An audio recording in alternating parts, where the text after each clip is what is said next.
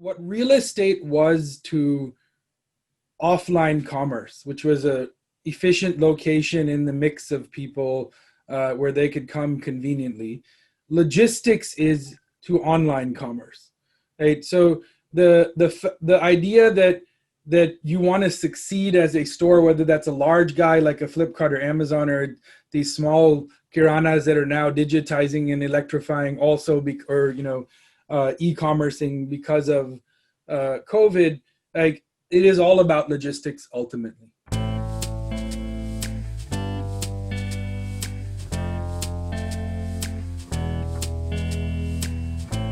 Thank you very much for joining in, and welcome to the Blue Circle. It's such a big privilege and a pleasure to reconnect with everyone, our distinguished panelists who are handpicked because of the think input and the rich experience they bring in. And thank you to our distinguished audience for joining us. We've received over 300 registrations, most of whom are CEOs and CXOs. Many of them are repeat visitors to our webinars, so this is very encouraging and motivates us to provide even higher levels of dialogue on the online channels as well. For those of you who are new with us today, the Blue Circle is a network and ecosystem curated for business leaders to help them manage disruptive times and become future ready. We focus on 4 fundamental sectors, which are e-mobility, energy, real estate, and healthcare. We also present socio-economic insights, which ultimately determine the evolving complexion of the market. In response to the COVID challenge, the Blue Circle has also accentuated its digital presence. One of the many modes we employ is our weekly webinar series and our digital publication. In addition to this, you would also be happy to know that we will very soon be launching an exclusive digital platform for leaders, the LinkedIn-like platform for leaders, wherein this will present the opportunity for leaders to connect with each other, just like them, also house high-quality curated content and meaningful conversations, and access to business opportunities across these 4 sectors to begin with. So those of you leaders who are interested, please do write to us. We've also begun our selective outreach for memberships.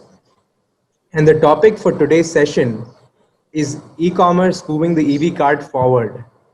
India has seen tremendous growth in the e-commerce sector in the last few years, and especially post-COVID. The growth is expected to further fuel commercial EV adoption. We are privileged to have invited prominent practitioners and thought leaders from the sector to discuss the headwinds, tailwinds, and the way forward for this advance.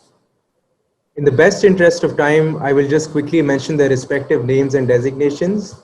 We have with us Mr. Akash Gupta, co-founder and CEO Zypp Mobility, Mr. Anand Shah, co-founder Dhamiri, co-founder and senior advisor Ola Electric, Mr. Harsha, Bavirisetty, COO Gayam Motorworks, Mr. Kedar Soman, co-founder and CTO eBikeGo, Mr. Rajeev ISR, COO Avaan India, Mr. Uday Narang, Chairman, Anglian, Omega, and the chair and moderator for the session is Mr. Pavan Choudary, best-selling author, CEO of French multinational Wagon, and sits on several boards across the country.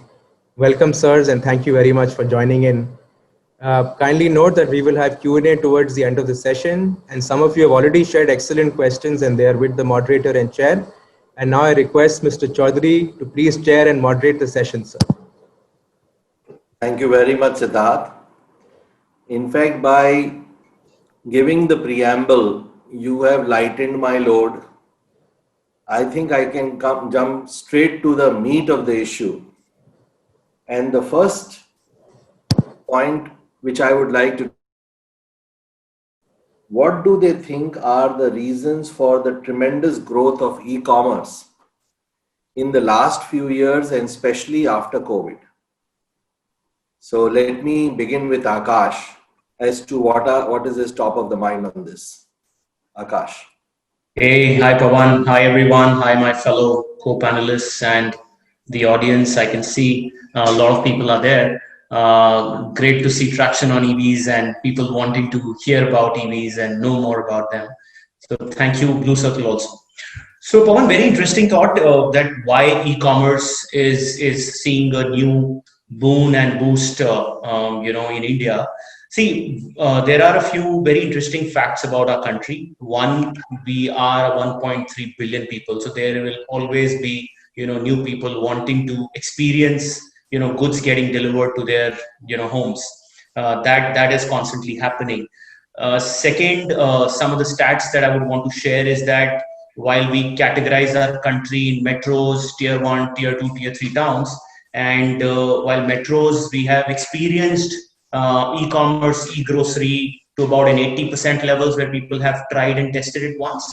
But having the maximum number of people now getting accustomed to mobile and data-enabled mobile handsets, it's something which is constantly going to rise only. Tier 2 towns and tier 1 towns, the penetration of e-commerce and e-grocery is a 10% and 1% respectively, right? So still there are so many people who've never tasted, things getting delivered to their homes, and they're still in that era of, buying from nearby local stores. So this is an ever growing demand where, there'll be enough and more room for a lot of us to cater to in our country to deliver goods to their homes. And definitely COVID gave a new, fire to the entire mission of, last mile delivery is what I can say. It's like, I like to say that it's the moment of demonetization for, last mile delivery, which has happened, and we can see a huge growth coming in. Great points. The points which you have mentioned are so relevant, and during the Spanish flu, they did not have the technology of e-ordering, and refrigerator was also not there. So storing could also not happen. So though the COVID has struck us, it has also meant rising fortunes for several segments like e-grocery. In fact, I remember when the first lockdown came, my wife told me that she has bought 140 eggs and they are lying in the fridge. So I quipped on the table, remembering that beautiful jingle, Sunday ho ya Monday, रोज खाओ अंडे 140 पड़े हैं fridge में हो रहे हैं ठंडे. So this is a huge sucker which came, and you're absolutely right that the boom is happening for these reasons. Anand, what do you think are other reasons why e-commerce is booming in the last couple of years and post-COVID? Sure, thank you. Thank you to the other wonderful panelists here and to Blue Circle for organizing this, and I'm glad to be here.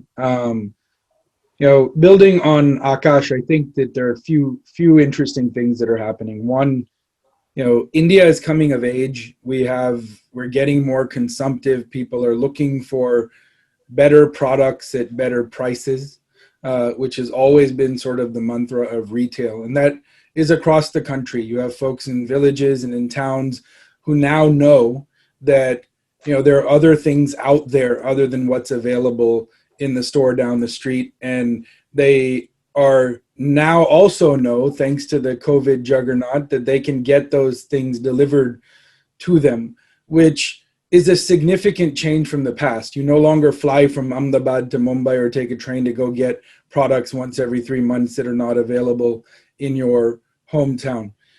The real fuel for this is this digital revolution. We all talk about it, we take it for granted, but the fact that so many hundreds of millions of people have a smartphone and access to the internet at a very low cost mean that they have access to information and they have access to channels to be able to buy. Around the world, e-commerce is taking off, right? Part of the reason in other parts of the world are different from India, but one of the greatest benefits India has, which is also a catalyst for e-commerce, is that we don't have the real estate footprint already built for traditional commerce in a way that the rest of the world does. And so, we're at this time where the demand is growing for things, and real estate, given India's land shortage and large numbers of people, is absurdly expensive. And therefore, the fastest, most efficient path to getting people what they need and what they want will be and is becoming e-commerce. The biggest hurdle to that has been the behavioral change and will to do it online, whether it's trust of payments or the ability to return things or touch and feel first. And I think COVID has shattered that once and for all. So, for many people, e-commerce is no longer a hurdle to get over. Excellent points. You have said better choice, better price, digitizing, waking up desires to consume, and digitization also allowing pathways of consumption which break geographical barriers and make the product reach, which could not have reached through the normal, traditional, conventional methods. In a way, you are saying that just as we leapfrogged from the landline revolution, which could never happen fully, to the mobile revolution, and now we are connected, 90% of us are connected through mobile. That kind of a leapfrogging has been made possible through e-commerce. Absolutely right, Anand. Great points. Uday, what would you like to add to that? Well, first of all, thank you and for inviting all of us. I'm really glad to be part of this, and thank you, Blue Circle. Some very, very good points from Akash and obviously Anand. One of the things that excites me about India and ASEAN, and I might have discussed this with you and I discussed with all the team, is a big part of what is going on is India is a very, very young generation of people, right? We've got 1.3 billion, and I look at ASEAN of another 550 million people. So the younger generation, why is e-commerce even getting better and better? Is that this younger generation, and it doesn't matter what strata of income they come from, they could be the person who's delivering garbage to the person that is the CEO of a major corporation. Everybody in that whole structure, and in terms of people, and this is where Geo has sort of, caught onto it, is that, cheap internet, cheap access to data, that has changed completely. Anybody who goes to the local Kirana market, looks at Amazon or Flipkart or anywhere and manages and looks at the cost. So he or she or whoever it is goes to the shop and says, look, this is what is being sold at Amazon, or this is what is being sold at this website.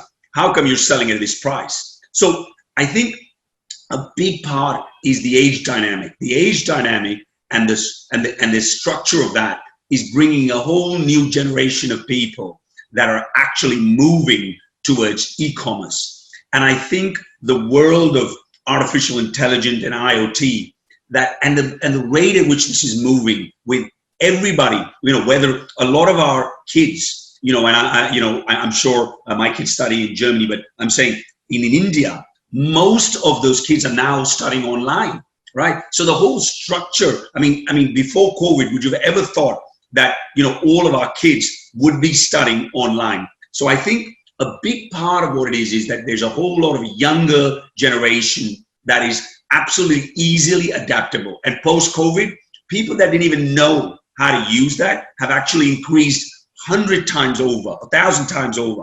So I think a big part of this is this younger generation of people that are out there that are continuously promoting and looking at new ways of, looking at technology. And so I think that is a very important point why I think e-commerce, you're going to see an estimated growth of CAGR of about 30% in the next 5 years. The market in 2020 is estimated to be around $50 billion in India. And I think, this business segment has a very large growth pattern, in my opinion. And, Indian access to the internet is going to be, it's going to be expanding very, very heavily, in my opinion. And I think the humongous amount of people that have access to all kinds of information and shop online will help this e-commerce revolution, or whatever you want to call.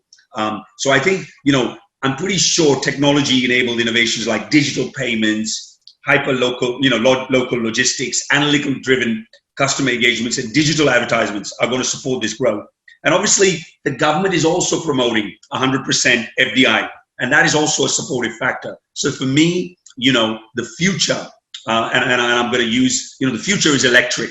It is. The future was electric and is going to be electric. And I think e-commerce, and for one thing I want to say, e-commerce, a lot of people are thinking e-commerce is driving electric. I think electric is driving e-commerce also. Very good point. You have said that the youth is digitally fluent, and digitally fluent enough to buy on the e-platforms very easily. Then you have spoken about access as well as given manifest numbers that these trends are reflecting in this type of numbers, and these numbers are only going to multiply. And great points, Uday. Kedar, what would you like to add to this? What else has fueled this e-commerce juggernaut? Hi everyone. Thanks, Blue Circle, and glad to be here. Great to be part of this discussion. Several good points are made, and I think many of these good points or many of these factors work in confluence, not as isolated. And as confluence of factors, they form even bigger, stronger force. And just to add one small piece of actual data to what Anand said about the real estate cost. Recently, I had a discussion with a friend, and who was talking about the commercial real estate costs in Mumbai. And he mentioned that in some south parts of the Mumbai, the cost of prime real estate in malls versus cost of like a little bit of a warehouse just across the border on north side of Mumbai is almost 1,000 times difference. So if you are paying 1,000 rupees per square foot for a mall in a good prime area of Mumbai, you are paying 1 rupee per square feet in a warehouse which is just across the border out of Mumbai. And that just to give you a perspective why that is such a big that can make a huge cost impact. So in addition to these several factors mentioned, I think that first time when someone buys is perhaps because of all these reasons. And there are the reason that people keep coming back is also in addition to all these reasons, e-commerce provides a very good experience that the traditional shopping, especially of the normal grocery or non-novelty item shopping, that was not provided before. In traditional Indian retailing, everything is set, and there is a local store, and you go there, and that person sells you. And if you try to return or something, you have no way. I mean, that is almost unheard of. If you buy something from Amazon, if you don't like it, you can return, and you can read reviews. So this additional shopping experience also helps people to keep come back and again to e-commerce. Absolutely. In fact, our Blue Circle research shows that add to this experience, there is something else which is happening in India. And that also takes off from what Uday said. So a very high proportion of people who have who have started buying from the e-route are the lower economic category people. Because they realize that if I can learn this, then I do not have to dress up very well to go to the mall or to the departmental store. I don't have to put my best accent on, and I will be saved the misbehavior by the shopkeeper and other and condescending looks by other shoppers. So I can shop in dignity.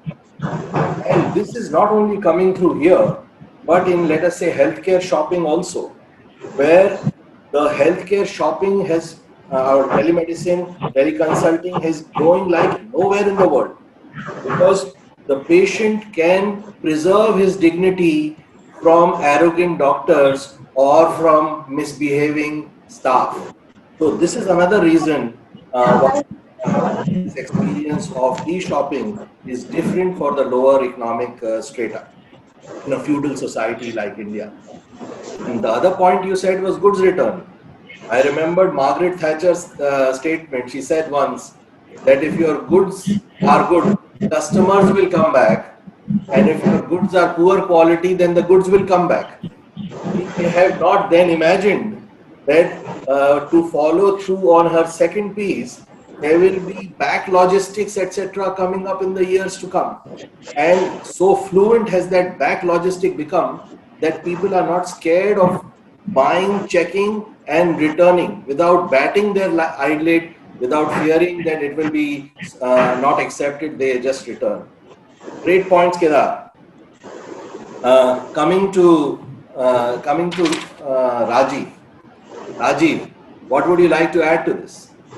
Yeah, I would like to put an interesting slide, Siddharth allows, that will kind of a, I would say, a teaser or an eye opener of actually what we are into. Yeah. Now, obviously, there is a reason why I have removed Amazon, Flipkarts, and e-commerce companies, because that's the pivot of discussion today. But then I would really want to draw your attention to the other internet companies which are kind of propelling the growth of e-commerce, right? You look at them, I've only taken few names, right? Whether it is Facebook, Google, or LinkedIn. Of the world's 7.5 billion population, more than 1/3 of the population is already out there on the internet. Now, if you just put the market cap of Facebook, Google, and Microsoft together, it is more than our current Indian economy, which is 2.9 trillion. What I'm trying to communicate through this particular point is that, let me now stop the sharing for a while. Yeah. Now, what I'm trying to communicate from that particular slide is that whether you like it or not, 1/3 of the world is already there on the internet. Now, you make a choice whether you want to be part of them, either as a customer or as a supplier or as a service provider, and be part of that revolution, or you kind of stay back and then say that, hey, this is not my cup of tea, and then I stay digitally illiterate, right? That's the unfortunate question the world has put to us, and it is a choice for us to make, right? Now, with such a strong penetration of internet into our lives, and as some of our co-panelists also mentioned, with the big boys, especially Jio, and I mean partnering with Facebook and Microsoft and Google and all these bigger giants, right, paving the inroads towards the rural India. I think we will be, I would say, we'll be very surprised 5-6 years down the line if we do not find a smartphone in every hand, right? Forget about hungry, empty stomachs. We might still find empty stomachs, but we will not find empty hands. Every hand will have a smartphone, right? So that's exactly the direction to which we are heading to.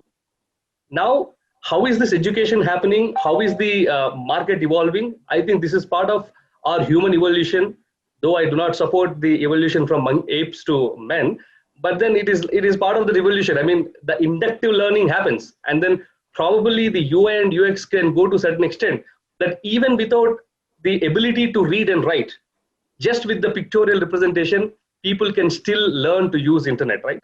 So that's the kind of powerful environment and ecosystem out there. And to cater so many such customers, we need more Amazons, we need more Flipkarts, we need more Walmarts, we need more of these things to come. And if these companies come and clutter the entire market with diesel and CNG and petrol, then our life becomes really pathetic in terms of the quality of air we breathe and quality of life we live. So I think this is where we see that e-commerce is bound to grow for whatever facts I have presented.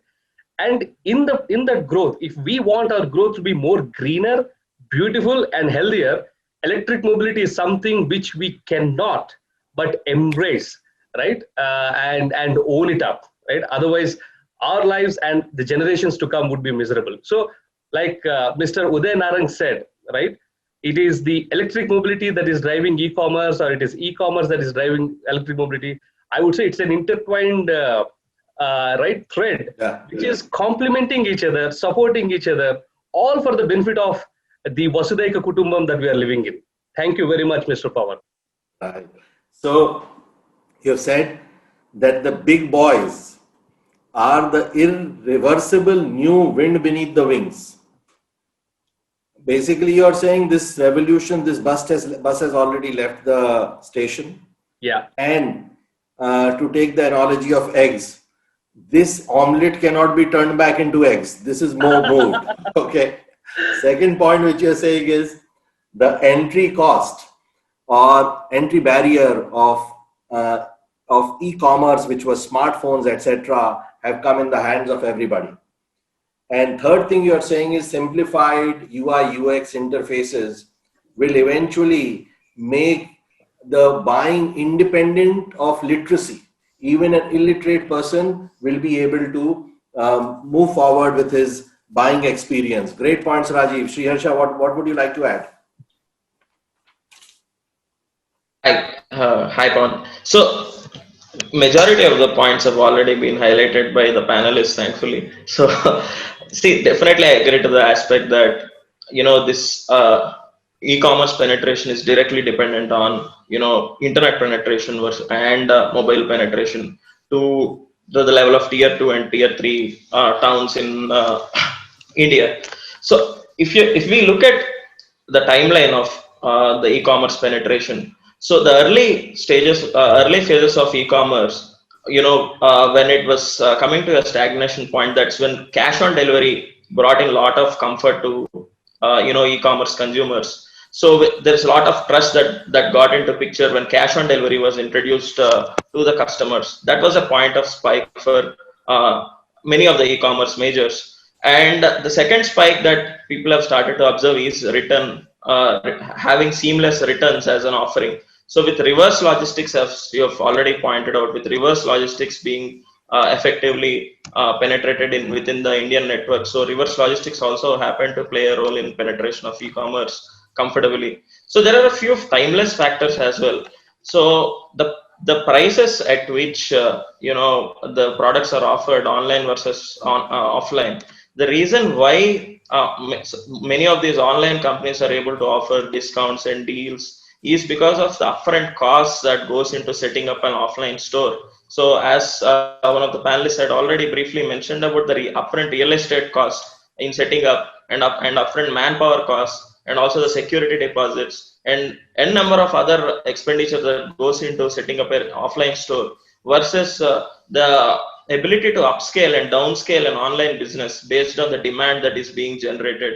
So that flexibility is there for the sellers to actually adopt to online businesses. And the second timeless factor is, of course, faster deliveries. Earlier, there were warehouses spread outside the city, larger warehouses, and it takes about 3, 4, 5 days to accomplish these deliveries. Now, with micro warehouses being spread out in majority of the cities, now we are referring to same-day deliveries and one-day deliveries, so which is of major comfort.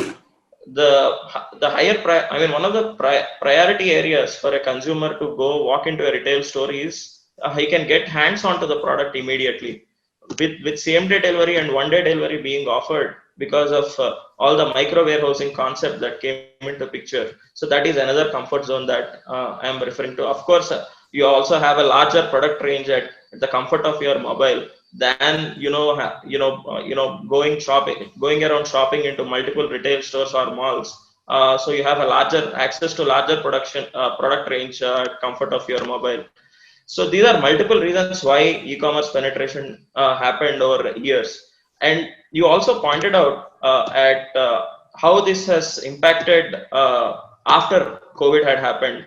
So being a company producing electric vehicles for the logistics industry, so we are an indirect contributor to the industry, and we ourselves are seeing huge spike in the demand.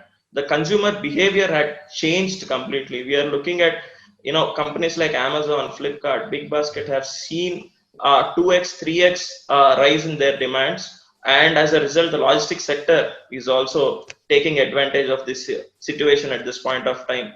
So the complete consumer behavior has changed from offline to online because of the comfort, because of the safety, because of several other factors. Now people have started to move online compared to going and shopping offline. Yeah, comfort, safety, and also compulsion. Absolutely. Some of us have gone digital because of compulsion. But Sri Harsha, we heard the very soft and gentlemanly expression of lament in your first comment that there is nothing much to add. So we will make sure that in one of the subsequent rounds, you will be among the first people to be talking, so that the juice is still there in the dialogue, which you can use. Okay, coming back to Akash. Akash, so how is this tremendous growth which has happened in e-commerce changing the demand for last mile and mid mile delivery? Right. And what what as a consequence are becoming the tailwinds for electric vehicles to be adopted rather than IC vehicles? Right. Akash. Thanks, Pavan. So while Shri Harsha was the last one to speak, but he set the context, for my thoughts here. So definitely, I would just put a context again in terms of what are the tailwinds and how are they emerging. See, one of the things that we have seen, and this is the evolution in decades that has happened, but we've been a part of it, so we don't realize. But if you look at 2000 to 2010, it was a boom of grocery retailers like Big Bazaars and Moores and Spars and so many of the world, where people started going to multi-branded retail stores, large stores where people were buying things. It was a weekend thing with families going, loading the carts, and then coming home. Right? This was the pre 2010 2000 to 2010. Last 10 years, which is 2010 to 2020, we've seen Flipkart, Amazon, Snapdeal, so many new age e-commerce brands, and now they are like reality in our daily life. So e-commerce zoomed up like anything. And how it was different in this case was that there were big fulfillment centers that they were there in a city where they were serving in big vans. The customer expectation of e-commerce was that they would want the deliveries to get done within 3-4 days, 5 days, 7 days is still okay. The expectation was that. And hence, vans were loading all these products, delivery boys were coming, delivering, you had time slots, and that's the wave that happened via the DHLs, Blue Darts, and so many delivery and e-com express, which came with a wave. The next wave now, which I see happen, is the age of quick commerce. So from the e-commerce, the concept is now that I want things to be delivered within the same day. I like food has done it, over the last 3-4 years, that our expectation is and Domino's has started that I need a 30-minute delivery, and that's the norm which is happening across groceries, across fashion also, and across the entire e-commerce penetration. When you order a phone also, you'd want to get a touch and feel within the same day or the next day, because the anxiety levels of the youth are such. So when this age of quick commerce is there are more fulfillment centers which are opening up around the city, closer to the customers, and hence the demand of two-wheelers is making, and smaller two-wheelers or three-wheelers is going to make a lot more sense in logistics. Right, fulfillment centers are closer. Customers would need 2-3 hours delivery. There could be small lane where the big trucks can't enter. So this last mile, middle mile makes a lot of sense, and hence two-wheelers. Now, why EV two-wheelers? I would say it's very, very organic, and we see that happen when we have conversations with all our clients. It's because of two reasons. One is affordability, no doubt. You can't beat a two-wheeler EV versus a fueled, in terms of the cost of operation, cost of manpower, total cost of ownership. And then it's sustainability, which is the next big rider that everyone wants to gun for. Eco-friendly. We don't want pollution. We've seen green world, in the lockdowns, and we would love our land to be like that. So these are my thoughts on this. Great. Tailwinds. Great point. What would you like to add to that, Anand? Akash has well set the stage. What else is driving the contours of this space, and what else is driving the push towards e-wheelers or preference towards e-vehicles? Anand. Good. Thank you. So a couple of things I'd like to add, and I think Akash covered that quite well, so I feel bad for the people after me answering this question. But the first is that, what real estate was to offline commerce, which was a efficient location in the mix of people where they could come conveniently. Logistics is to online commerce, right? So the idea that that you want to succeed as a store, whether that's a large guy like a Flipkart or Amazon, or these small kiranas that are now digitizing and electrifying also, e-commercing because of COVID, like it is all about logistics ultimately. Right? So that's the first. The second I would say is that, there's a big, at the 10,000 foot level, there's a big picture story for India, right? India is it's a fossil fuel importing country. Now, whether the price goes up or down doesn't matter. It's still a dependency on another part of the world. And we've made these large investments in solar and in wind over the last number of years and have emerged as the lowest cost place for clean energy to be produced. But clean energy, cannot replace the imported fuel without storage. That is just the fundamental. The base load and power require that you have both the ability to produce and store and distribute when it's useful. And the biggest form of storage that is bought by consumers, right, is vehicles. The same way that, the biggest form of usage of the stored energy and oil is also vehicles, right? And so this idea of electrifying vehicles has a national strategic objective around, self-sufficiency in something we've already invested in energy. The second, the third point I'd like to make, and I'll end with that, is that the commercial buyer, India is already a very rational purchasing market, right? We're one of the few markets in the world where on the billboard for a vehicle, the average that it gives per liter is also put on that. Right? In the US and Europe, they're selling you the sexiness of driving in the mountains at high speed, which also doesn't happen. But, they sell you this idea of life, in this vehicle. Whereas in India, it's always been an efficiency market. Right? And there's some differences for a personal buyer, retail buyer at home. I care about colors and I care about what it says to me about status and I care about what my next door neighbor thinks. But for the commercial vehicle operator who is using the vehicle as their instrument for the logistics business, they're a rational buyer. They want something that lasts as long as possible, operates at the lowest cost as possible, is cheapest to repair and replace, can be uptimed, as significantly as possible. And they have unique needs. They have their own facilities. They have predictable paths for the most part, or predictable in the form of, AI or technology being able to tell you that. And it's ripe.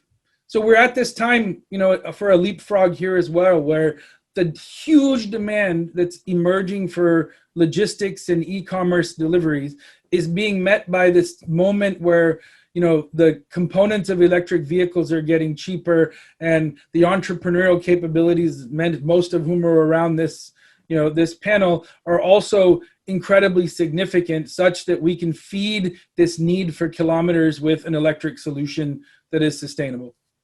Great. So what you have said, that a lot depends on the government's push also. Sustainability is in question. Autonomy of the government, or let me say energy security is in question. And on that, there are some questions as to how secure is the mineral supply chain for making of batteries, for which I suggest you please watch another Blue Circle webinar, which I think is one of the best on this subject, as to how secure is the supply chain on minerals. That said, I fully agree with Anand that the government is moving towards that, and there's a lot of positive light on the horizon there. And the last point which he made was regarding the economics of the whole piece, to which we as consumers are very sensitive. And this point also came through in Akash's point, that unit costs of economics is working out is very important right now. So on that note, let me come to Uday and ask him to add to this discussion. Uday.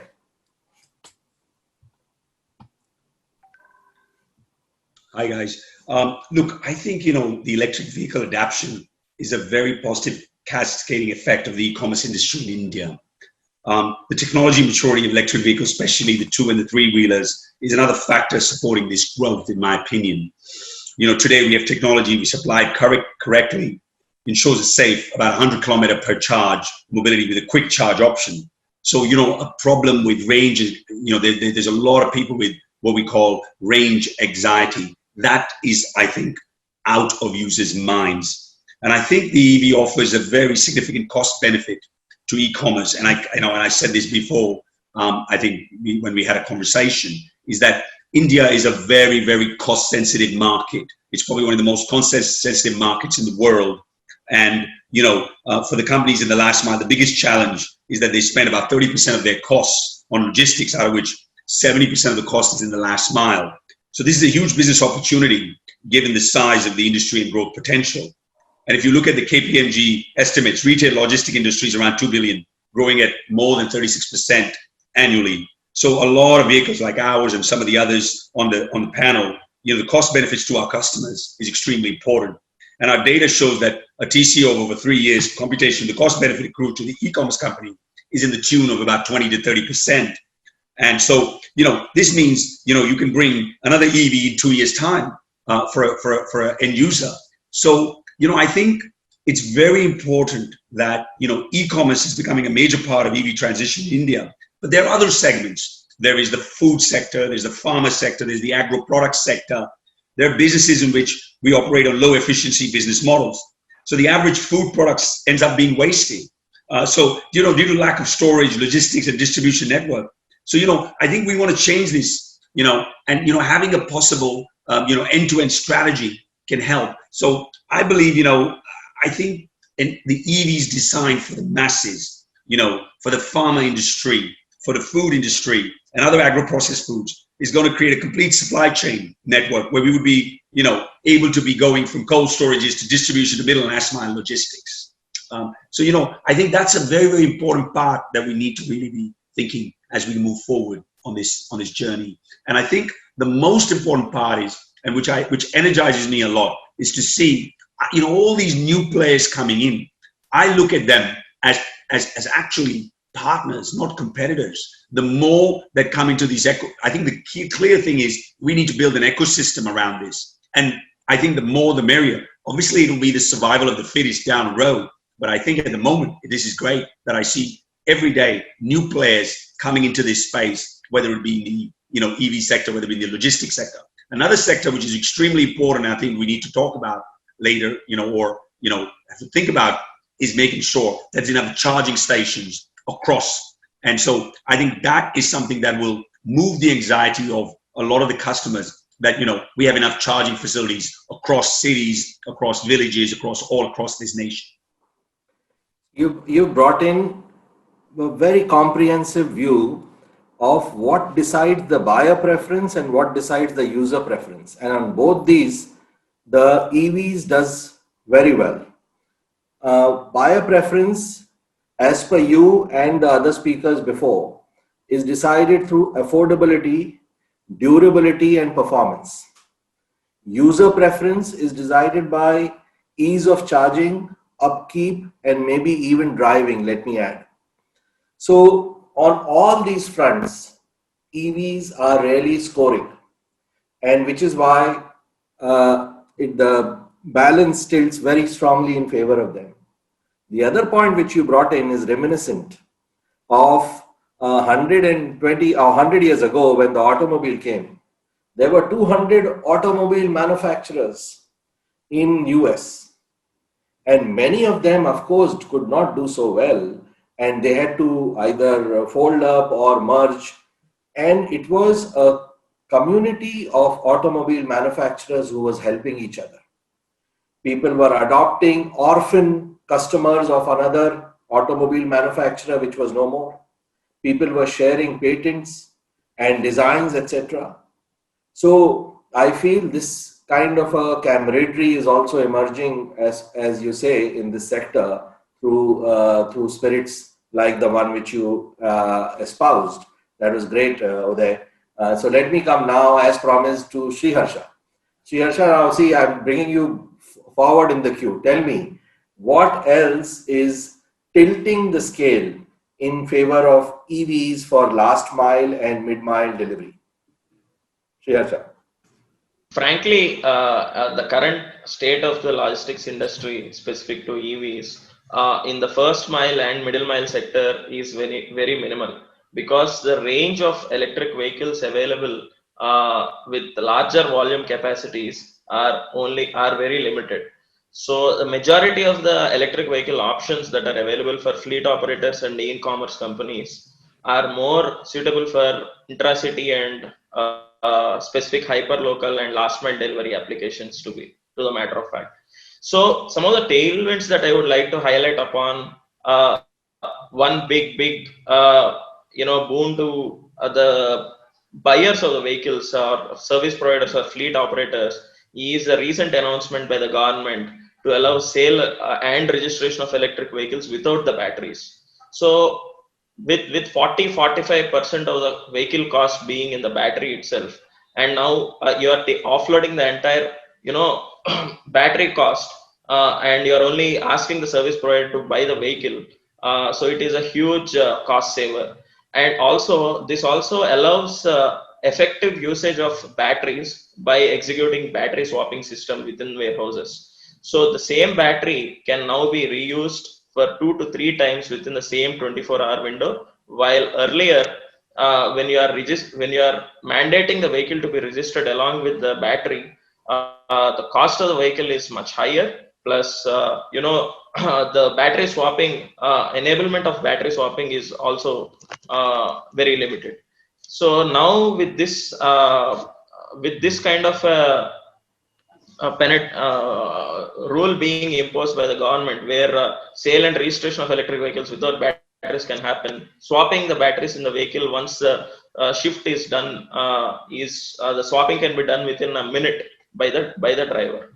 And of course, I mean, the entire ecosystem has been shouting loud about the 10,000 crore FAME scheme that the government has announced, subsidizing the electric vehicles. And one advantage here is the government has limited these subsidies to commercial and fleet applications, only 3-wheelers and 4-wheelers, than the private transportation sector, which means that's a big push coming in from the government side to the logistics industry as well, along with other mobility sectors. So third point that I would like to highlight is, of course, off-grid solar. So companies like Big Basket, to whom we are catering to, so the majority of their warehouses have solar panels installed on top of their warehouses. So India is now producing the world's cheapest solar power. So we have to take advantage of this kind of at this kind of energy rates. So if companies can leverage this solar power and tie it to electric vehicle fleets, so compared to diesel vehicles, even if you power the electric vehicle with commercial power rates, there is a cost advantage, straightforward. But then if you are plugging in solar power to the system, then there is an additional cost advantage that can be incurred. One tailwind that I would like to highlight specific to our use cases, because we produce India's most advanced electric 3-wheeler, so, and it is ease of driving, because it is an auto transmission vehicle. It is as simple as driving a scooter.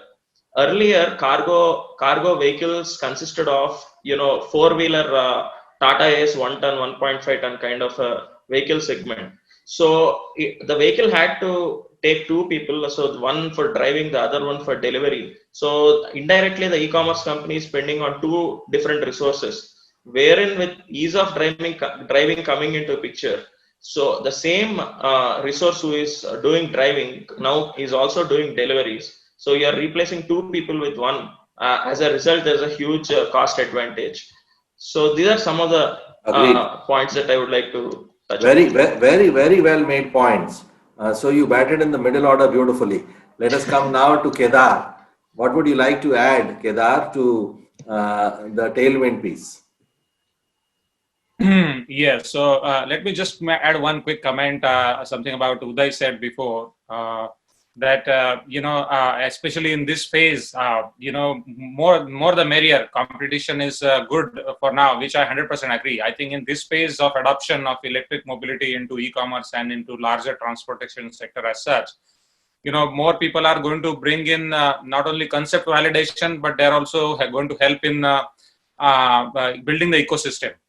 So the positive effects of getting more people into this picture far outweigh the negative effect, that is, having to compete with the market, because we are yet far away from the point of reaching market saturation. So, just had this discussion with someone else, so just had that fresh in my mind. Coming back to the tailwinds, the cost factor is definitely, very important. And there are actually, I see two dimensions to the cost factor. One is the cost actual number, and the second is the variation or predictability of the cost. Previously, we used to have these internet plans of, if you take a certain GB, like 20 GB or whatever, then you sign up for a plan and certain amount is included in that plan. And if you go on top, then either your speed is slow or you don't have internet at all. And if I'm using that plan, then it's hard for me to predict the speed or the cost of when you're paying per usage, or if you're paying for petrol, then as a business, you don't know how much you will be paying tomorrow or paying after 2 months in transportation. With electric, when people go electric, the big part of transportation is fuel cost, and the fuel cost becomes pretty steady. The cost of electricity doesn't fluctuate that much. So you have a floor at your feet. So that is one very big, incentive for the e-mobility to go, e-commerce to go toward the e-mobility way. And also, when the e-commerce is now moving from, the first or early adopters to more like a mass adoption, the companies previously had focused on acquiring customers. And now they feel like, okay, there is enough momentum, they have acquired enough customers, and now the push is more towards justifying the unit economics and pushing down per delivery costs and costs overall. So this is where again electric mobility will definitely have a very strong advantage, because the cost of ownership versus the total cost of ownership is much less for an electric vehicle, because its operating costs are much less compared to a petrol vehicle. Very, very good points. In fact, you have added new shades to the affordability advantage which e-vehicles bring. Rajeev, your comments. Yeah. Can you hear me? Yes, yes. Okay. So like every time, I would like to back my discussion with data. So I will again trouble Siddharth to give me the host. Perfect, he has done that. Okay. So let me share one beautiful slide that I really love. Is this. Why do you think electric mobility has to, why do you think electric mobility will flourish, and what are the actual tailwinds behind this, right? In electric mobility in general and cargo in specific, right?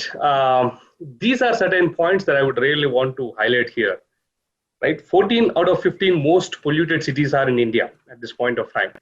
And if you look at the World Health Organization standards of the pollution levels, it says 10 milligrams per cubic meter is what allowable, but then Kanpur has 172.5 particulate matter milligram per cubic meter, right? You look at these, the quantum there. And as per our agreement, Paris Agreement in UFCC, we made a pledge that by 2030, we will bring down the carbon footprint by 33%. Definitely not to miss to mention about our dependency on the oils and India's increased energy import bill. Now, of course, India being, I would say, developed and the fast developing nation, definitely we cannot compromise on the industries, the industrial output, the manufacturing units, etc. But one of the low-hanging fruits which we as a nation can handle is the transportation sector. Why? Because it contributes to 30% of the complete air pollution. Now, if you look at, I happen to read a document that was released by World Economic Forum and Mr. Anand Shah, who is a co-panelist here together. India has taken the approach of going towards clean kilometers than clean vehicles. That means if you look at the policy approach of India, you see majority of fundings going towards the shared mobility, say for example, electric buses, which I would say cater more clean kilometers. And similarly towards right? Two-wheelers, which are again more affordable, making it more affordable, and also certain policies imposing that, right, the concepts of, so for example, shared mobility giants such as Ola, Ubers, and Zoom cars to have X% of their fleet to be electric. So the policies and then the approach is going towards clean mobility. And this we talk in terms of the passenger movement. Now, again, another low-hanging fruit in terms of the in terms of curbing the air pollution is the cargo segment. Why? Because as some of our co-panelists mentioned, right? If the movement of people has come down, if it is restricted, and if it has to come down, then obviously the movement of goods increases, right? Because the demand and supply have to meet together. So I think it is in the context, one of the low-hanging fruits is the cargo segment, and especially most of the cargo segment now being organized, whether it is through e-commerce. Most of it is being organized through e-commerce at this point of time. So that becomes again one of the low-hanging fruits and tailwinds, which would kind of, I would say, propel the penetration of electric mobility. Now, if this is, I'm not sure you are able to clearly see this particular screen, No, but then not. there is IQ Air Index, which was taken few months before the lockdown and a few months after the lockdown. I think it was in 2019 and then in 2020. In 2019, if you see, India out of top 11, we are 1, 2, 3, 4, 5, 6, 7, right? Out of 11, 7 cities are of in India. And then right after the, during the lockdown, right? During the thick of the lockdown, when we see the city-wise rating across the world, India is seen to be nowhere. So I think you see this, right? I think the writing is very clear on the wall, at least in terms of the air pollution and the Indian market. Transport sector is definitely causing one of the, I would say, one of the major contributors towards air pollution. And among the low-hanging fruits, cargo is one of the segments which can be targeted and be converted into electric mobility with reduced battery costs over the past years, increased vehicle availability either at two-wheeler level, three-wheeler level. I mean, right now we have more than 35 plus OEMs in the three-wheeler category who are registered by ICAT, right, to supply L3 and L5 vehicles, which was not the case 4 years ago, correct? I think more players, more products churning out. We also have now retrofitted four-wheelers in the cargo segment hitting the market. Tata's, I know, I'm in touch with them. They have a Tata Ace electric version available, but it is put in the shelf right now because they do not want any cannibalization to happen. Right? Yeah. I think the direction is clear, the approach is clear, the policies, the framework, everything is clear. All these together act to as tailwinds that can promote, that will promote the adoption of electric mobility into the e-commerce industry. Excellent points. You have brought in a point which requires a little bit of amplification, because this point of sustainability and ecological sensitivity of this of the e-vehicle segment is very important. We are not saying that mining of minerals which are used for battery, the battery making process, as well as the power generating process is pollution free. No, this part of the e-vehicle universe does pollute, but over the life of the vehicle, the e-vehicle pollutes 50% less than the ICE vehicle per kilometer. Very true. And second point is, this is regarding the carbon emission. As far as nitrous oxide and particulate matter is concerned, e-vehicle pollution is far lesser than even 50% of what the ICE vehicle pollutes.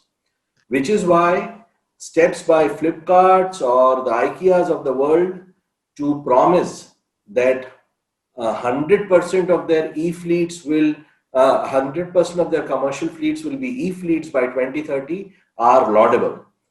And another point which you have brought in, and this is a compliment to the government, who we compliment with care, because sometimes its policies are thorough and sometimes they are not, is that rather than pushing clean vehicles, they are pushing clean kilometers. That means their policy is becoming technologically agnostic. If you make it technologically, let me say, parochial, then problems come, because you will realize maybe as you go forward that hybrid vehicles or let me say biofuel vehicles also pollute as less as e-vehicles. So they should also be allowed to play in the game, and which is what you have beautifully brought out, that the government has understood this now, that clean kilometers rather than clean vehicles should be promoted. Excellent points, Rajeev, and thank you for bringing in those nuggets. Thank you. Thank you. Coming back to Akash. Akash, Can I have a quick comment? what are the, sorry, Kedar, you want to say something? Yeah. Just one quick comment. Just small addition to what you just mentioned. Absolutely, not only electric vehicles have less pollution, but not just the pollution, but it's also important to see where the pollution happens. In case of petrol vehicles, the pollution is happening right in the middle of the city, whatever pollution is happening. Whereas in case of mining or whatever contribution of pollution, that is happening far away from where most of the people are living and breathing. So if you consider the health impacts, you are going to see even more disproportion than the actual number of particles being emitted in the air because of electric vehicles. So it's a very good addition, and we have discussed this in greater detail in that mineral resources scarcity piece around e-vehicles. Having said that, the point which came there, Kedar, that yes, you are absolutely right. This pollution is happening in metropolitan centers. However, whatever pollution is happening in the mineral, let me say mineral mining sector, has one, the polluting angle, and there is then the social angle, and there is then the rehabilitation angle, movement of communities from one area to another, extremely methods which can cause social upheaval, etc. But your point is right, that these two things also should be weighed well through different balances, which look at pollution, which look at the level of congestion or level of residents per kilometer, as well as it looks at social exploitation, etc. Great point. Coming back to Akash. So Akash, headwinds and way forward.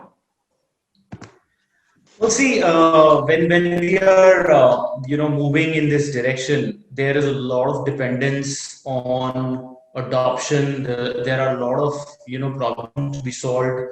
We being a 3-year-old startup now, we've solved so many problems in EVs. What kind of batteries should be there?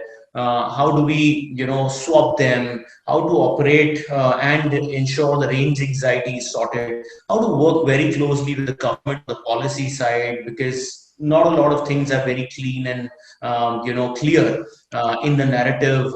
How's the FAME subsidy going to impact a lot of OEMs, and what could be the next FAME subsidy is also something that's not very clear.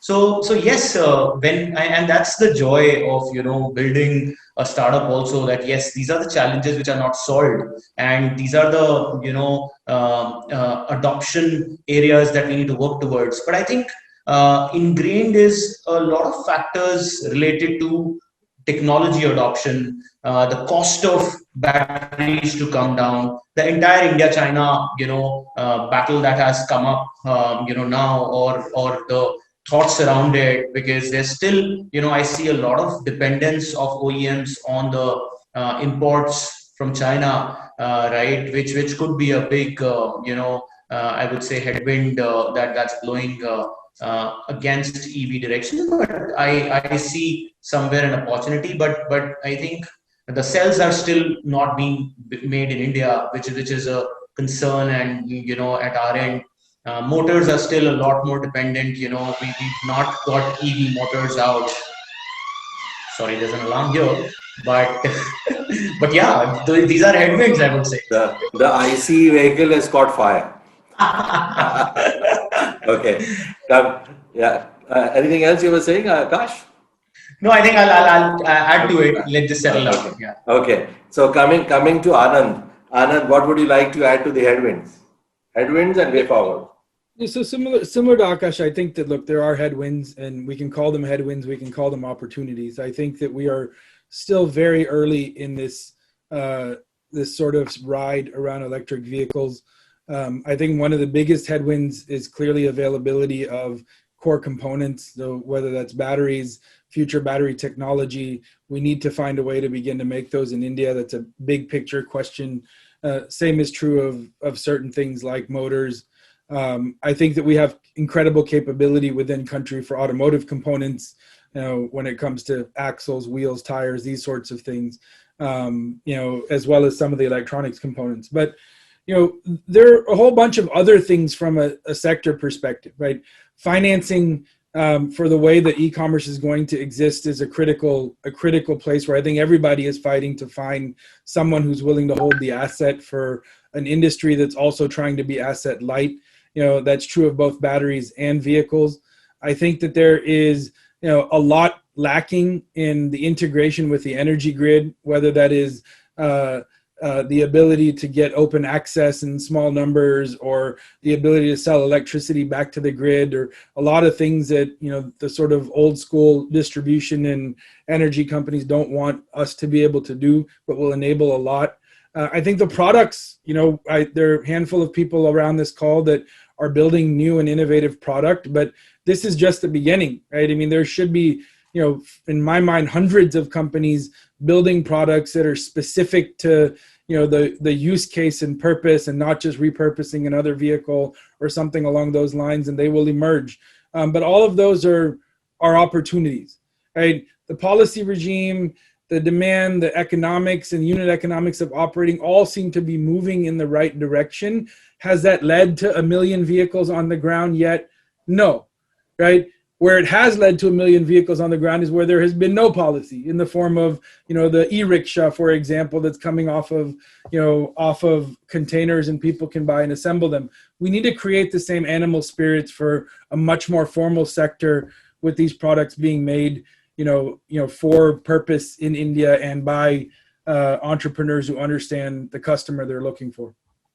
On a last point, I'm reminded of a discussion which we had with somebody we know which is Gurcharan Das.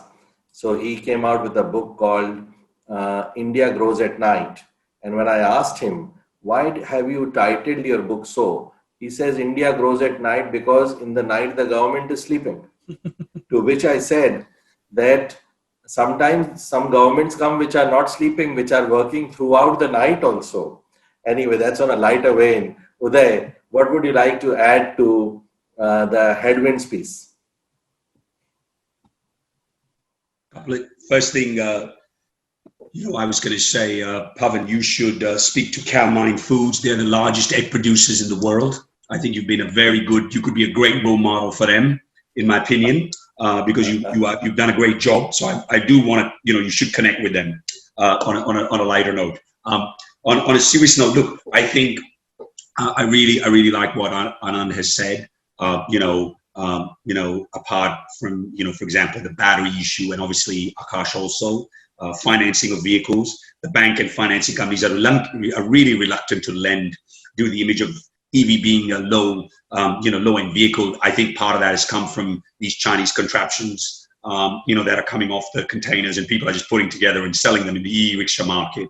I think one of the biggest problems, I believe, which I'm looking very seriously, apart from, because I want to be end-to-end guy from the farm to the fork strategy, where we're into infrastructure and we're into EVs and we're into the mobility business, is charging stations. And I think there are few, and users have to bank on the home charging. And these are challenges of standardization of chargers, protocol speed. So I think these are things that we really need to focus on. Now, again, what Anand says, and I'm absolutely in agreement with him, is, I look at not what the country can do for me, what I can do for the country and the ecosystem in building this. It's a challenge. And then there are opportunities. Let's take the challenge, guys, and let's build it. I mean, whether they work at night or day, I don't really, I don't give a monkey about it. I think about what can we actually do for ourselves and build this. I think the government processes are in the right space. You saw what's happened in, by Chief Minister Kejriwal. You've seen more things happening in Gujarat and other states. I think the dam has got a leak, and the leak is going to break, and the dam's going to break. And I think EV is here for the future. It's here to come. I think that the battery will change the entire ecosystem in the next 2 to 3 years. Costing will be cheaper. The problems will be there. But then, as I said to you, I think, Pavanji, if there weren't problems, it's too easy. Life is, I don't want life this easy. I want a challenge. So I think, the challenges are there, and I think they're very well pointed out. But I think those are superb opportunities, and individuals here, new, young, and different entrepreneurs will be coming into this space. And I'm pretty positive on this all. Yeah. So just to paraphrase my comment on Anand, what Anand said, I was attempting my joke to support what he had said. So that was one piece. The other piece is, you're right. The problems can be converted into opportunities. Tailwinds can really make you grow. However, it is also important that what is the size of the tailwind and what is the size of the entity facing the tailwind. So for somebody, it may be a tailwind. For another, it may be a typhoon. So I'd like to give you an example. There are two companies which counsel with me. One is a small company having 10, 15, 2, 3-wheelers fleet. And when the rains came, many of those 2, 3-wheelers were flooded or caught in flooded streets or in parkings. And they did not, there was a huge damage to the battery because it was not waterproof. And he suffered badly through that, may not be able to get up. Another person who is into manufacturing in a very big manner used this as an opportunity, though he was also hit similarly, to come out with a waterproof battery for his entire assembly line. So X person's headwind may be the other person's tornado.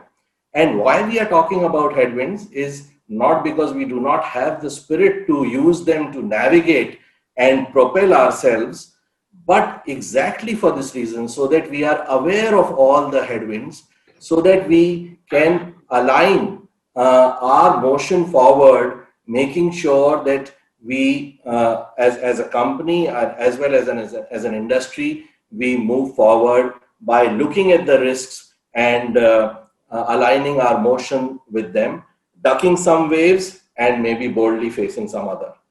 Coming to Kedar. Kedar, what would you like to add to this? The headwind piece. Yes. So about the headwinds, one headwind I see is actually our policy. To a large extent, I think, and things are kind of sort of going in the right direction and falling in place over the last 1 year or so. But one very good example I've seen of making like policy or strategic or very long-term choice was I did some work with the Sierra Club in the United States. And that's the time I got to know about the fuel efficiency standards they were put in place. In 1980s, Sierra Club and like-minded institutions helped, form these fuel efficiency standards that were, first into California and then progressively in more parts of United States. Every year the OEMs will, they were being forced to make more and more fuel efficient vehicles. And those standards remain in place, whether Democratic or Republican presidents or, Congress or Senate didn't really change them a lot, even though recently there has been some discussion of this administration trying to, play with those standards. But one great aspect of those challenges or those standards was even in 1980, a company like Ford or GM could exactly predict what is the fuel efficiency there, what needs to be the fuel efficiency of their vehicles they were going to make in 2015. Like that gave the company so far ahead a clear vision of future. I think standards like that, having a very clear vision for a pretty long term will help a lot for manufacturers and for general public also, for businesses especially, because a lot of investments are being made not to make like a quick buck in next 1 or 2 years, but keeping a horizon of next 5 to 10 years, especially when it comes to setting like manufacturing plants. So not having that a little bit of clarity, sometimes we had like low speed vehicles had subsidy, sometimes not, sometimes it was based on battery. So I think that added to some confusion. And also mostly our discussion on policy has revolved around discussion on subsidy. That is just one part of policy, and that is mostly like to create demand, but also to create good supply and good models. There has to be some effective components of policy. So not having those parts in place, I see that as a little bit of headwind. Finance is an aspect that is touched already by several panelists, and I think even over there is the industry mindset, financing industry mindset has some catching up to do. Recently, we were we had a lot of discussions, and one typical complaint we see from banks is that these low speed vehicles, it is difficult to finance them because it is difficult to trace them. And we were saying like, are you kidding me? Just license plate doesn't make it easy to trace. We have a telematic system on the vehicle. I can tell you at every minute where the vehicle is. And that still hasn't quite figured into their thinking that, with the technology, the risk picture is totally different. I can tell you how much the vehicle was used, when it was used, which area it was used, was the rider riding like carefully or not riding. None of that your license plate is able to tell you. So, there is some of that. And also on the OEM front, I think the perception has been created about electric vehicles as something like an unreliable or, not quite powerful or something. And a large part of that is most of the electric vehicles that are being sold today are typically being sold by people who were doing trading before. They're going to China, getting something or assembling. No major OEM brands have really seriously pushed into that. And, as already mentioned in case of Tata Ace. And, we have come across something what we called, for the lack of better wording, a China problem. What happens is many times someone from here goes there who has, some other business and see, oh, electric vehicles are great. They go there, they attend some trade show, meet some manufacturer, buy some 200 scooters, bring them here, assemble and sell. And those vehicles are fantastic. They get great customer feedback, and they get like 1,000 scooter orders or 2,000 scooter orders, and they go back and they try to negotiate with the manufacturer. And the manufacturer over there is very used to this thing, and he's like, oh, you know what? I'll give you the exact same or very similar thing for like 10% less. And he sells them like 1,000 or 2,000 pieces, and they bring back here, assemble, and those are much worse quality. And this guy over here goes out of business because he's like constantly picking customer calls 24/7. But the manufacturer over there, he gets like 10 more people like him. So, so things like that have created a little bit of a perception for electric vehicles. That is a challenge, at least in the short term. But as Uday and others have said, all these are, if you look at it one way, it's challenge. If you look at it the other way, it's an opportunity. So, I think the whole as a industry and businesses just have to deal with and go forward. Excellent points, and how well you have articulated it. Great points. Coming to Sri Harsha and Rajeev quickly, and then I will come to a few questions. Many of the questions have been answered already. A couple of questions I will raise after Harsha and Rajeev have spoken quickly, and I have rounded up this round. See, Pavan, I would like to re-emphasize on EV financing because this has been a major hurdle for onboarding electric vehicle fleet by e-commerce companies and of course fleet operators as well. I would like to especially deep dive into the difference in the rate of interest. So if you look at regular ICE commercial vehicles, they are being offered with zero down payment. The interest rates are around 8 to 10%. And when we refer to electric vehicles, there are hardly any regular banks extending loans, financing to for the buyers. And there are a few NBFCs in the market trying to make about 18 to 23%. And the reasons for all this happening is because of lack of trust on the vehicle. So Kedar had beautifully articulated why this perspective is right now present within the financing industry, because this has become a crowded space with more and more people simply importing and assembling rather than indigenizing core components of electric vehicle and making them suitable for Indian market, Indian road conditions, Indian weather conditions, and in Indian usage conditions. Say in case of a three-wheeler, a three-seater auto, typically we rarely see a auto rickshaw being used with just 3 people in it. We see 7-8 people being seated in an auto rickshaw. Similarly, in case of a loader cargo three-wheeler, you see water cans and gas cylinders being loaded, which means a vehicle is taking about 1.2 ton load, wherein it is supposed to take about 500 to 700 kgs. So with this kind of use cases, so being driven on road, so financiers are apprehensive about whether the vehicle is rugged enough, is stable enough to take these kind of use cases on ground. So there has to be a framework to filter out the simple, straightforward, low tech assembly players.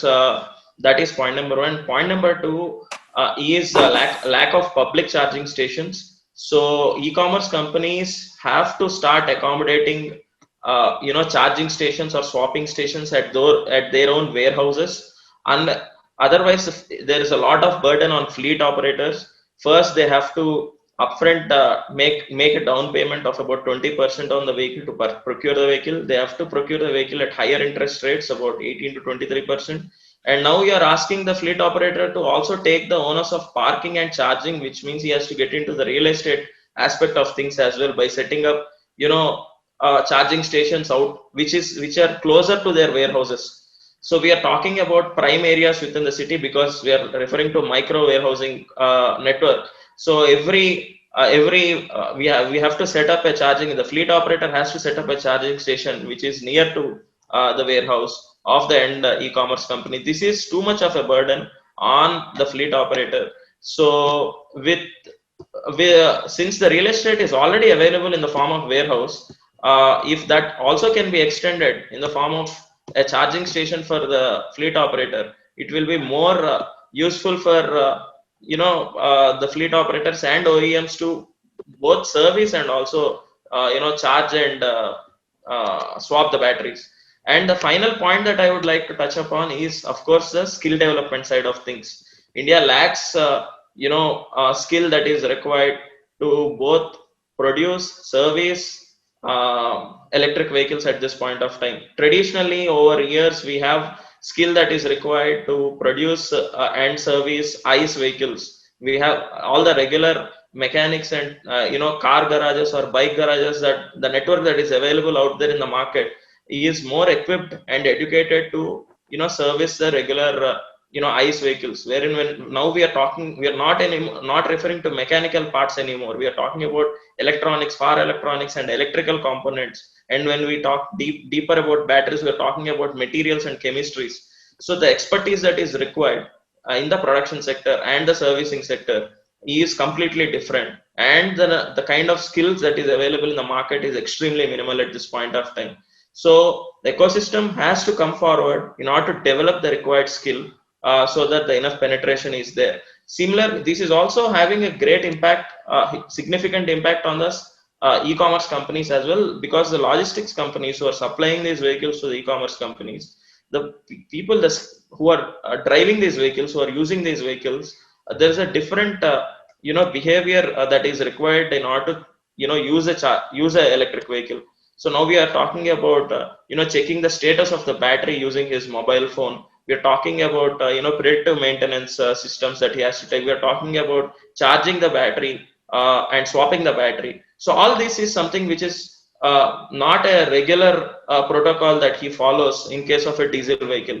So this shift might sound very fundamental, but fleet operators are struggling to train drivers with all these aspects.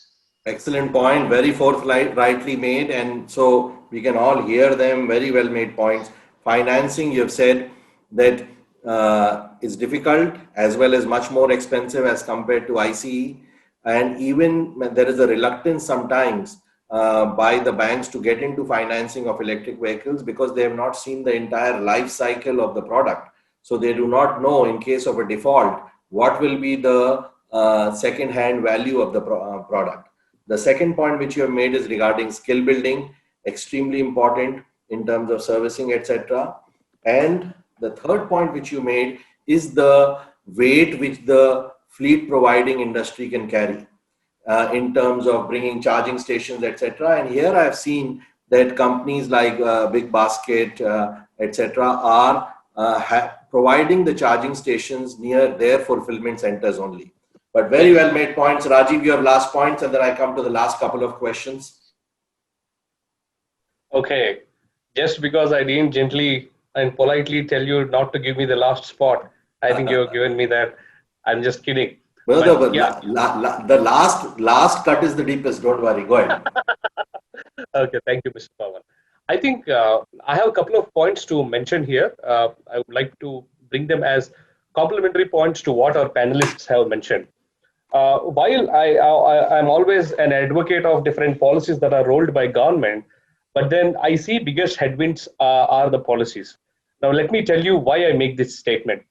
If you look at FAMES 2.0 of 10,000 crores, 8,500 crores were allocated towards demand incentive, right? And then around 1,000 crores towards charging infrastructure.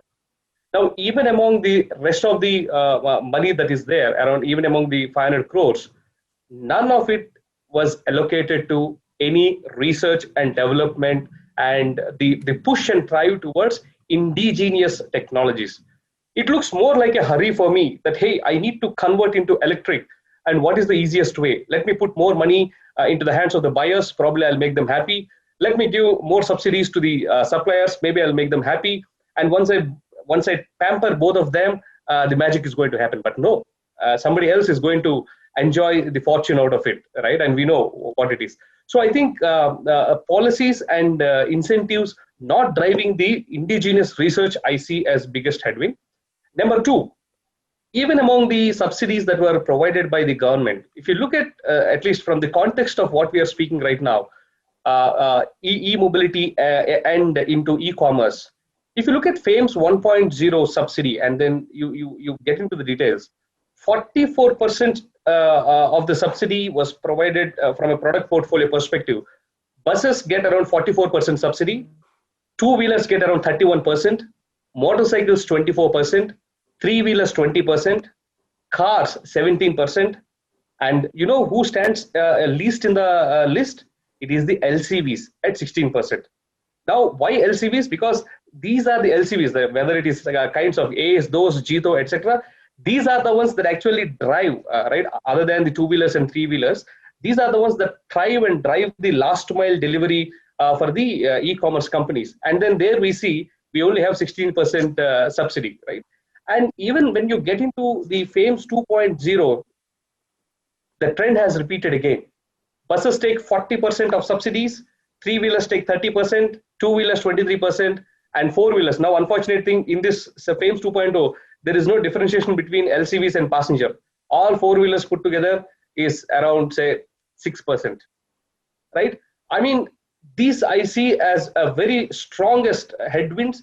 On one hand, we are trying to adopt electric mobility across the segments. And once we realize that this is a low-hanging fruit, I believe more push and thrust to be given to these things. My third point, this is again a call to all the manufacturers and the supply ecosystem players in the complete supply chain. At this point of time, we do not have any standardization of batteries and charging infra. We are adopting GB by T, we are adopting CCS, we are adopting CHAdeMO. If suppose Tesla comes to India, then we will also adopt super Tesla chargers. The Department of Science and Technology fortunately have just begun working on the standardization of charging infra and batteries. But until now, right, there is no, I would say, focus on that. Then the fourth one, for two-wheelers and three-wheelers, from the ergonomics perspective, from the build perspective, and from the application perspective, swapping is the only way going forward, especially with the recent policy that was given by the government where they have detached the vehicle and battery, the glider and battery. Swapping is the only way forward. And again, there is no focus either by the policymakers or by the OEM players, right, in terms of swapping. This is another biggest headwind. And the big players are not yet active in the ecosystem. Now, we still consider EVs as fragile. We still consider EVs as toy vehicles. That is because EVs still haven't made their point or still haven't proved their mettle. For example, you look at the growth story of Tesla.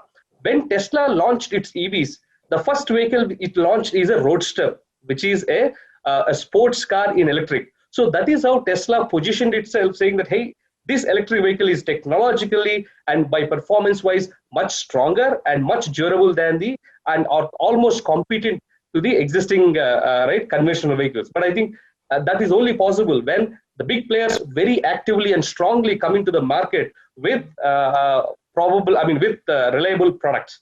And yeah, I think these are the five biggest headwinds that I see. Superb. Very, very good points. And that's why we kept our last batsman, for the best batsman for the last over. What you have said is interoperability and standardization of charging infrastructure is important.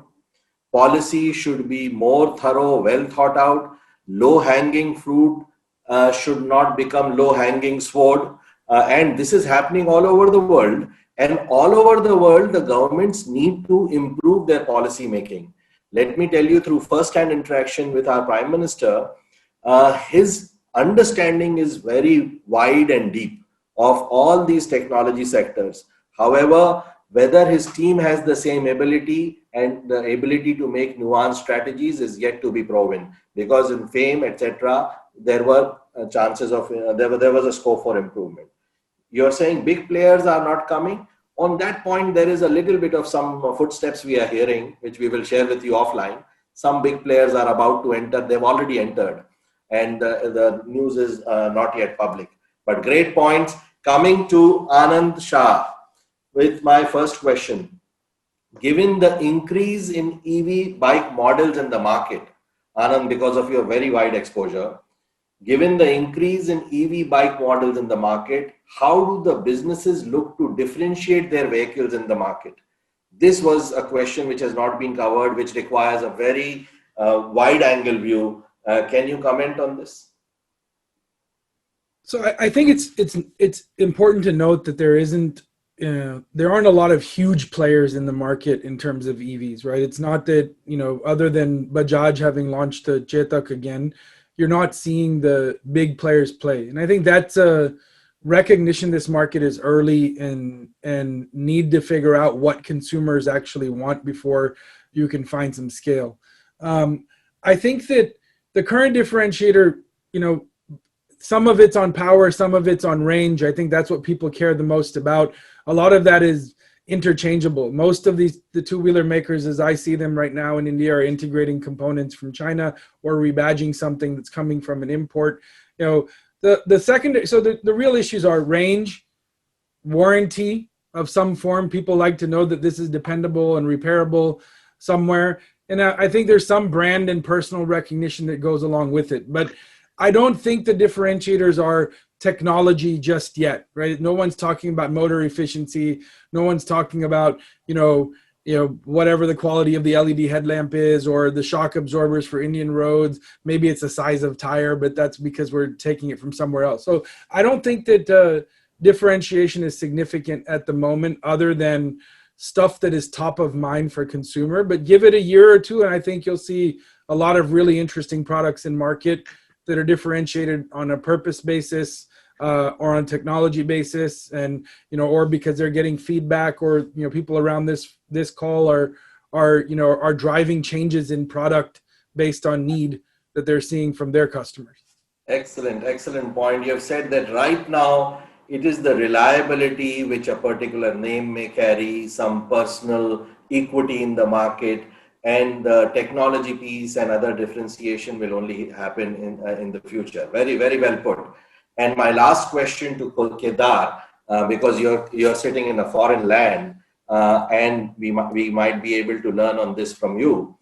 Due to safety reasons, we won't see current fuel stations getting converted to EV charging stations. Where do we foresee charging stations coming up then? Kedar. Yeah, so actually, on Plugin India website, I have taken there is a discussion with Kanwa Garg, who is Ernst and Young renewable energy or new mobility sector director, and there is one very interesting point that was brought up by Kanwa. The electric vehicle charging is not a energy problem or a equipment problem; it's a real estate problem. And by that, what we mean is that in many times, if you park an electric vehicle at a certain place and if you let it charge for, let's say, 2 hours or 3 hours or whatever, then many times the cost of parking in that place is going to be same or more than the cost of electricity that is going into that vehicle. So traditionally, everyday petrol refueling stations can never be a good candidate for being a charging stations, because they are at a very busy place. The petrol vehicle is just expected to come there, park like a few minutes, get pumped up, get and go. And also a large amount of charging for especially personal mobility vehicles is going to happen at home. People are going to leave it plugged for charging overnight, and in the morning they have full range. So where is going to be the maximum charging consumption, as we discussed, like, the warehouses, that could be one place where you get charged. On highway locations where you get down for food, those could be the places that get charged. Malls and places, or, movie theaters, when you go and you sit there for 2 hours, that could be the place you could have electric vehicles charged. And traditional garages where you fix, something, that could be the place where you may have charging stations, and some additional places where maybe there will be we just brainstormed it a while back, and we saw that there may be some different use cases that will evolve. One is a fast charging case, one is the emergency charging case, one is just a top-up charging case, and each of these charging cases will have a different real estate time and place footprint need, and cost need.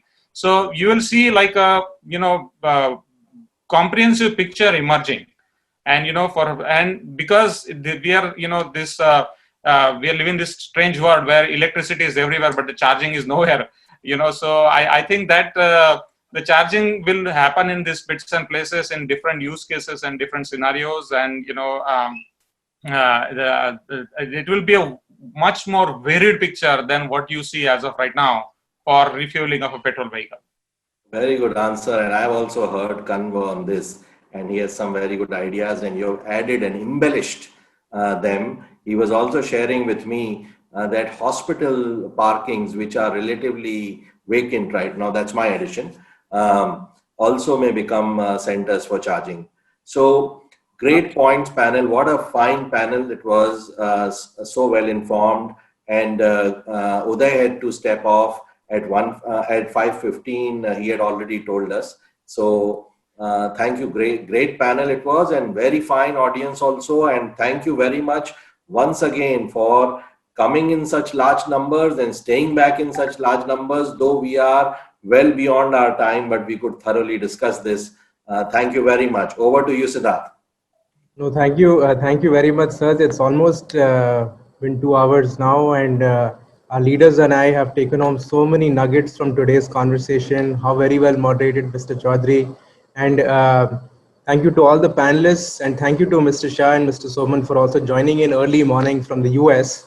I'm still receiving positive messages from our leaders over email and over WhatsApp. Everyone has taken home really wonderful nuggets from the conversation, and thank you to our attendees for staying in such large numbers and for sharing excellent questions to keep this chat lively. Soon we will be taking these discussions on the exclusive digital professional networking platform, which is curated specifically for leaders. We're sending out invitations to select 1,000 leaders across 4 sectors, which are e-mobility, energy, real estate, and healthcare. Whether you would like to engage with us as our experts or as learners on the platform, please do write to us for membership to join the e-mobility circle. All the details for CXO engagement are also available on the bluecircle.co. So thank you once again, and we look forward to having you all join us soon. And just one point, that there are some very bright questions which I have received on my WhatsApp and also on the chat. Unfortunately, there was not enough time. I'm going to share all these questions with you, Siddharth. See if the archives can answer these. If not, then please bother the panelists once again. Well, I've tried to answer a few of them. Oh, great, great. Thank you very much. And Anand has really done that. Appreciate superb audience, superb panel. Thank you very much. Bye. Thank you. Thank you very much. Thank you all. Bye-bye.